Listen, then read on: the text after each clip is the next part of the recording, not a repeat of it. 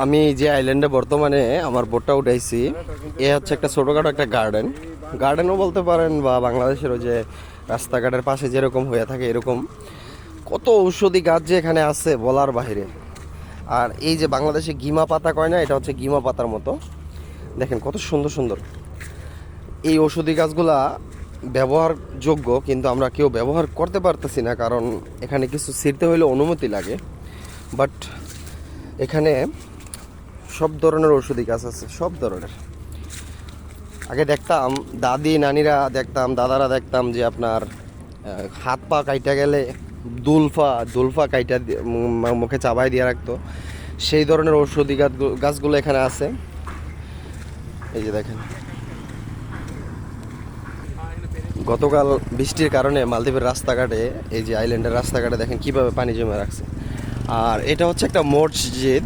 এই মসজিদে আমি প্রতি বছর একটা বছর নামাজের সুযোগ পাই। দেখেন খেজুর গাছ, এই যে খাজুর গাছ, এই যে খাজুর গাছ হয়ে রাখছে, লাগায় রাখছে। তো এই মসজিদটা আমি প্রতি বছর আল্লাহর রহমতে 1 মাস যখন আমার বোটটা এখানে উঠানো থাকে ডগে, তখন আমি মসজিদে নামাজ পড়তে আসি। দেখেন কত সুন্দর একটা আরবি লেখা, মাশাআল্লাহ।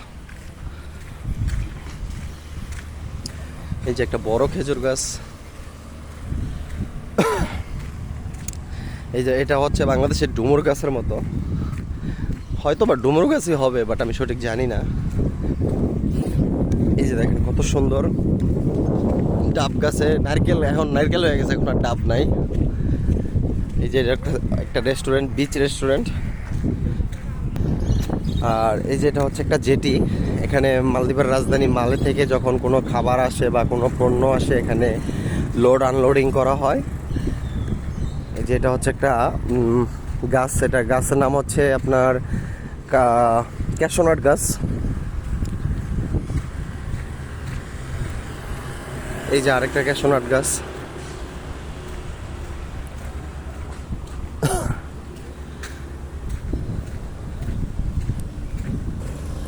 এই যে কত সুন্দর সুন্দর নারিকেল গাছ, ওয়াও, কত সুন্দর সুন্দর নারিকেল গাছ।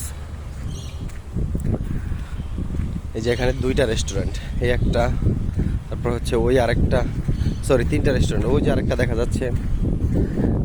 এই যে এটা হচ্ছে আরেকটা কাঠবাদাম গাছ। আর আমি যখন রান্নাবান্না শেষ করে রেস্ট টাইম পাই, তখন এইখানে বৈশা আমি আড্ডা দিই। এই যে বসার জন্য চেয়ার বানায় রাখছে। ওই যে আমার এক দেশি ভাই বৈশা মোবাইল টিপতেছে। এই যে হচ্ছে আরেকটা রেস্টুরেন্ট, ইন্ডিয়ান ক্যাফে। এই যে এটা হচ্ছে আরেকটা রেস্টুরেন্ট, পার্ক ক্যাফে।